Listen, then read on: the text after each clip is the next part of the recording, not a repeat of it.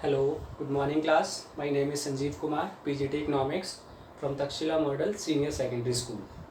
So students, in the today's class, we are going to discuss about the factors affecting supply. In the last class, we have already discussed the three factors, that is price of the given commodity, price of other goods and cost of production, or we can say prices of factor of production. Okay. So in the today's class we are going to discuss the fourth factor that affects the supply of the commodity, and the fourth factor is state of technology. Okay तो basically आज हम लोग सीखेंगे कि state of technology की help से किस तरीके से जो सप्लाई है उसके ऊपर इम्पैक्ट जाता है. तो as you can see state of technology में बेटा हम लोग दो तरीके की बातें करेंगे कि स्टेट ऑफ टेक्नोलॉजी में क्या होगा, या तो हमारी टेक्नोलॉजी अपग्रेड होगी, या तो उसमें एडवांसमेंट होगा, या टेक्नोलॉजी का डिग्रेडेशन होगा. ठीक है, दैट मीन्स कि या तो फर्म न्यू टेक्निक को यूज करना स्टार्ट करेंगे, या किसी वजह से अगर उनकी टेक्नोलॉजी डिग्रेड हो जाती है या उनको पुरानी टेक्निक का यूज करना पड़ रहा है तो उसका क्या इम्पैक्ट होता है. ओके, तो अगर टेक्नोलॉजिकल एडवांसमेंट होता है या टेक्नोलॉजी अपग्रेड होती है तो उससे ना फर्म की जो कॉस्ट ऑफ प्रोडक्शन है बेटा वो डिक्रीज हो जाती है. न्यू टेक्निक को लाने का सबसे बड़ा मोटिव यही होता है कि वो फर्म्स की कॉस्ट ऑफ प्रोडक्शन को डिक्रीज कर देती है. ओके, तो अगर कॉस्ट ऑफ प्रोडक्शन डिक्रीज होगी तो प्रॉफिट मार्जिन इंक्रीज होगा, प्रॉफिट मार्जिन इंक्रीज होगा तो सप्लाई भी क्या होगी, इंक्रीज होगी. ओके, ऐसे ही अगर टेक्नोलॉजिकल डिग्रेडेशन होता है, मतलब किसी वजह से अगर फर्म को पुरानी टेक्निक का बेटा यूज करना पड़ रहा है, तो उस केस में क्या होता है, फर्म की जो कॉस्ट ऑफ प्रोडक्शन है वो इंक्रीज हो जाती है. कॉस्ट ऑफ प्रोडक्शन इंक्रीज होगी तो profit margin will decrease, and profit margin will decrease तो supply will also decrease. Okay, तो इन शॉर्ट हम लोग क्या बोल सकते हैं कि अगर टेक्नोलॉजिकल एडवांसमेंट होगा तो सप्लाई इंक्रीज हो जाएगी, अगर टेक्नोलॉजिकल डिग्रेडेशन होगा तो सप्लाई हमारी डिक्रीज हो जाएगी. ओके, आई होप ये वाला पॉइंट आप लोगों को क्लियर होगा. Okay, so now class we have the second point, that is government policy. Okay, government policy में क्या होता है बेटा कि गवर्नमेंट पॉलिसी में हम लोग दो पॉइंट्स की बात करेंगे. एक हम लोग बात करेंगे टैक्सेस और एक हम लोग बात करेंगे सब्सिडीज. कि गवर्नमेंट या तो प्रोड्यूसर्स के ऊपर टैक्सेस इम्पोज करती है या उनको सब्सिडीज प्रोवाइड कराती है. ओके, तो अगर मान लो हमारी कंट्री की गवर्नमेंट ने गुड्स एंड सर्विसेज के ऊपर जो प्रोडक्शन होता है उसको गवर्नमेंट में टैक्सेस में गवर्नमेंट ने क्या कर दिया है, इंक्रीज कर दिया है. गुड्स के ऊपर लगने वाले टैक्सेस को गवर्नमेंट ने इंक्रीज कर दिया. तो अगर गवर्नमेंट टैक्सेस को इंक्रीज करेगी तो उससे जो कॉस्ट ऑफ प्रोडक्शन होता है बेटा वो इंक्रीज हो जाएगा. ओके, एंड अगर कॉस्ट ऑफ प्रोडक्शन इंक्रीज होगा तो जो प्रॉफिट मार्जिन है वो फर्म्स के लिए डिक्रीज हो जाएगा. प्रॉफिट मार्जिन अगर डिक्रीज होगा तो सप्लाई भी हमारी क्या हो जाएगी, डिक्रीज हो जाएगी.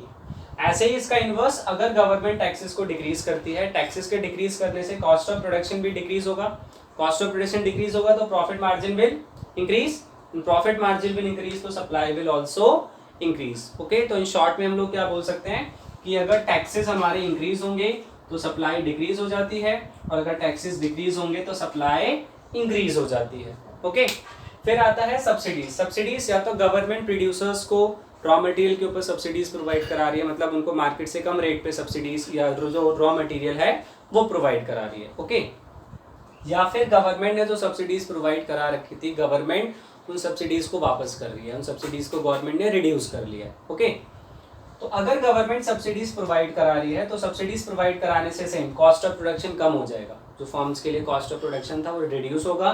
कॉस्ट ऑफ प्रोडक्शन रिड्यूस होगा तो profit margin will increase, and अगर प्रॉफिट मार्जिन इंक्रीज होगा तो हमारी जो सप्लाई है वो भी इंक्रीज हो जाएगी.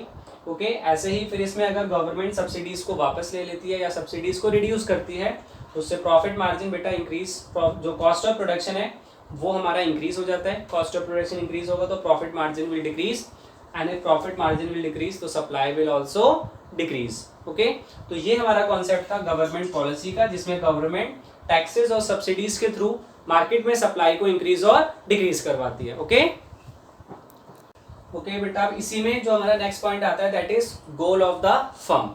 बेसिकली ऐसा माना जाता है कि एक जो फर्म होती है वो मार्केट में दो गोल्स के लिए वर्क करती है. उसके दो बेसिकली मोटिव्स होते हैं. एक मोटिव होता है प्रॉफिट मैक्सिमाइजेशन बेटा, और एक होता है सेल्स मैक्सिमाइजेशन. ठीक है, प्रॉफिट मैक्सिमाइजेशन नाम से ही हमें पता लग रहा है कि अगर एक फर्म मार्केट में सिर्फ प्रॉफिट को अर्न करने के लिए वर्क कर रही है, ठीक है, तो अगर एक फर्म का मेन मोटिव प्रॉफिट को मैक्सिमम करना होता है तो जैसे ही मार्केट में प्राइस डिक्रीज होंगे ना तो वो अपनी सप्लाई को डिक्रीज कर देगी. अगर मार्केट में सप्लाई प्राइस इंक्रीज होंगे तो वो सप्लाई को इंक्रीज करेगी. दैट मीन्स क्योंकि वो ज्यादा प्रॉफिट अर्न करना चाहती है तो कम प्राइस अगर हो जाते हैं तो उसको प्रॉफिट ज्यादा नहीं होगा तो उस केस में अपने प्राइजेस को डिक्रीज कर देगी। वो मार्केट में अपनी सप्लाई को तभी ज़्यादा इंक्रीज करेगी जब प्राइजेस क्या हो जाएंगे, इंक्रीज हो जाएंगे, क्योंकि ज़्यादा प्राइस पे उसको ज़्यादा प्रॉफिट होगा। ओके, देन एक फर्म का मेन मोटिव सेल्स को मैक्सिमम करना भी हो सकता है कि कुछ फर्म्स मार्केट में अपनी सेल्स को इंक्रीज करने के लिए वर्क करती हैं, कि वो मार्केट कैप्चर करने के लिए क्या करती हैं, अपनी सेल्स को इंक्रीज करने की कोशिश करती हैं। ओके, तो अगर एक फर्म का मेन मोटिव सेल्स को मैक्सिमम करना है तो उस केस में अगर उसके प्राइजेस रिड्यूस भी हो जाते हैं, जिस प्रोडक्ट को वो मार्केट में सेल कर रही है, अगर उसका प्राइस रिड्यूस भी हो जाता है तभी भी वो अपनी सप्लाई को सेम रखेंगे, वो अपनी सप्लाई को डिक्रीज नहीं करेंगे, क्योंकि यहाँ पे जो फर्म का बेटा मेन मोटिव है वो क्या है, सेल्स को मैक्सिमम करना। ओके, तो सेल्स मैक्सिमाइजेशन में हम लोग ऐसा बोलेंगे कि गोल ऑफ द फर्म में फर्म के बेसिकली दो गोल्स माने जाते हैं, इधर प्रॉफिट मैक्सिमाइजेशन और इधर sales maximisation. Okay, I hope ये वाला पॉइंट आप लोगों को क्लियर होगा। Okay class, now moving towards our next topic. The next topic is law of supply.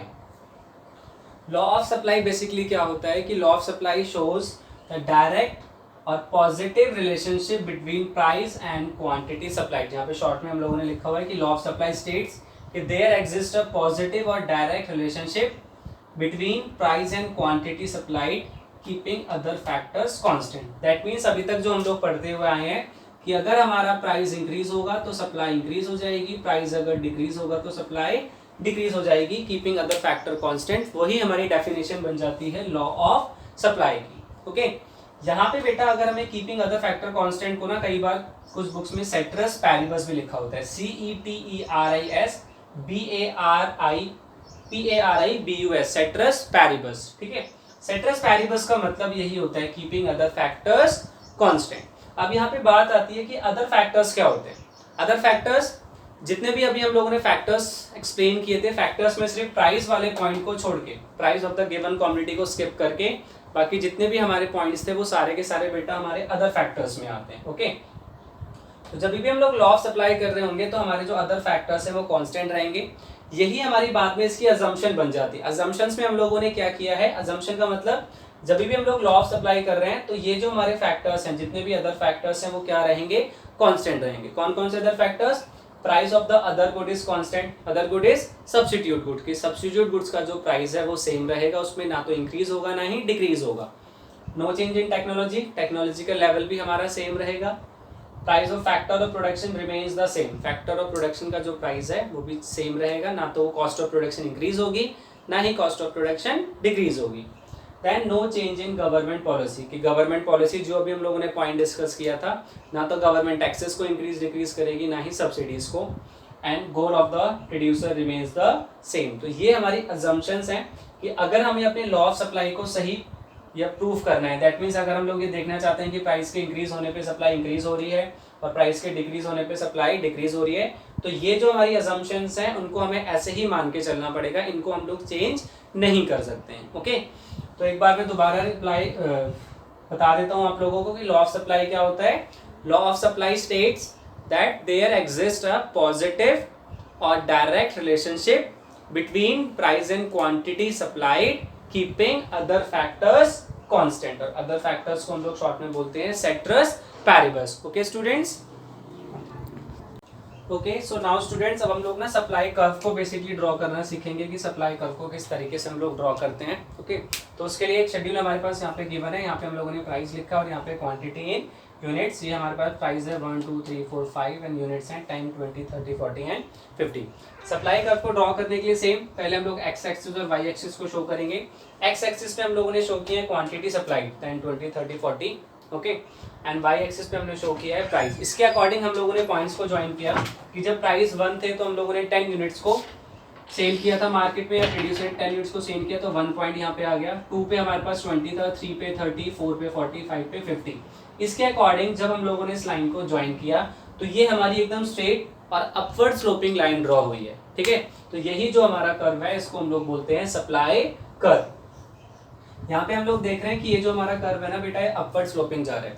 Upward sloping क्यों जा रहा है, because of positive relationship between price and quantity supply, क्योंकि प्राइस और क्वांटिटी सप्लाइड में पॉजिटिव रिलेशन होता है, इसलिए हमेशा जो हमारा सप्लाई कर्व होगा ना वो अपवर्ड स्लोपिंग ही बनेगा। ओके, तो आई होप ये डायग्राम आप लोगों को क्लियर होगा। डायग्राम को ड्रॉ करते टाइम हमेशा हमें ध्यान रखना है कि जब हम लोग उसको अपनी नोटबुक में एग्जाम्स में ड्रॉ कर रहे हैं तो हम लोग उसको प्रॉपर स्केल और पेंसिल की हेल्प से ड्रॉ करते हैं, एक्स और वाई एक्सिस प्रॉपर तरीके से उसकी लेबलिंग करते हैं, तभी हमारा डायग्राम बेटा सही माना जाता है। ओके, आई होप जितना भी आज हम लोगों ने पढ़ा था वो आप लोगों को क्लियर होगा। सबसे पहले हम लोगों ने फैक्टर्स ऑफ राइटिंग सप्लाई पढ़े थे, तो हम लोग अब सारे के सारे फैक्टर्स पढ़ चुके हैं। सबसे फर्स्ट हमारे पास था price of the given commodity, then हम लोगों ने पढ़ा था price of related goods, price of factor of production, ये हम लोगों ने लास्ट क्लास में पढ़े थे। आज वाली क्लास में हम लोगों ने डिस्कस किया है प्राइसेस ऑफ, या पहले हम लोगों ने डिस्कस किया था स्टेट ऑफ टेक्नोलॉजी, फिर हम लोगों ने डिस्कस किया goal of the firm, then हम लोगों ने डिस्कस किया गवर्नमेंट पॉलिसी। ओके, उसके बाद हम लोगों ने डिस्कस किया था what basically law of supply is, उसकी डेफिनेशन हम लोगों ने की थी और उसकी अजम्पशंस अभी हम लोगों ने की थी। और लास्ट जो अभी हम लोगों ने यहाँ पे किया है दैट इज सप्लाई कर्व, की सप्लाई कर्व को बेसिकली हम लोग ड्रॉ कैसे करते हैं। ओके, आई होप इतना आप लोगों को क्लियर होगा। Thank you so much students.